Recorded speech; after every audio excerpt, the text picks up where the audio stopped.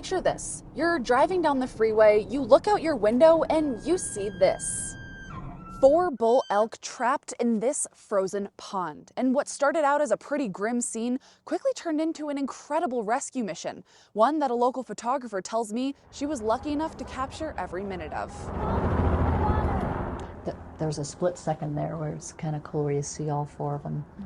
Beth Moose is a retired physical therapist. In her free time, she's picked up photography as a hobby. Can you tell me what camera this is? So I shoot the Sony A1. It's a 400 millimeter lens with a 1.4 converter on it. Okay, maybe a little more than a hobby. Beth tells me she's always felt drawn to wildlife photography, which is why on Sunday, when her husband called, he had just driven past on the freeway and seen these elk in the pond there. And so my husband called me and I scooped up my gear right away. Beth hopped in her car, heading straight from her home in Bozeman to this pond in Manhattan. When she arrived, a number of local law enforcement, as well as a Fish, Wildlife, and Parks game warden, were already on scene. He flagged me on to drive through, and I stopped and I asked him if I might be able to hop out and take a couple photographs, capturing these incredible photos. But that's not where this rescue story begins. Around 9:30 yesterday morning, there was a report of four bull elk that had broken through the ice. I spoke to Fish, Wildlife, and Parks earlier on Monday. FWP informed me these bull elk fell into about 4 feet of water, the ice frozen around them, trapping them in. Because the ice was so thin, no one was able to walk out to the elk. But several other tactics were used by FWP's game warden, such as he went and purchased a bunch of ice melt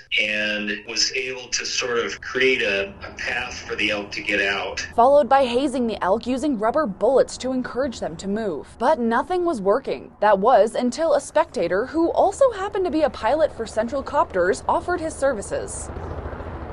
They got in very close. I maybe estimated 15 yards. I guess it's closer than that. That's about the time Beth arrived. With her massive camera, she was able to capture these stunning photos and videos of the elk being directed by a helicopter and making it back to shore. And so I did kind of get a shot of the elk coming through, but apparently they had to jump one fence on the shoreline, which the officer was surprised they were able to do. After jumping another fence into this field, the elk were free from the icy waters and free to roam. FWP tells me they haven't seen the elk since the rescue, a rescue that Beth says she'll forever be grateful for. To see them rescued was just, it was a unique experience. And I just thought, I'm going to probably have some pretty good photos. I'll try to get them out there. In Manhattan, Cassidy Powers, MTN News.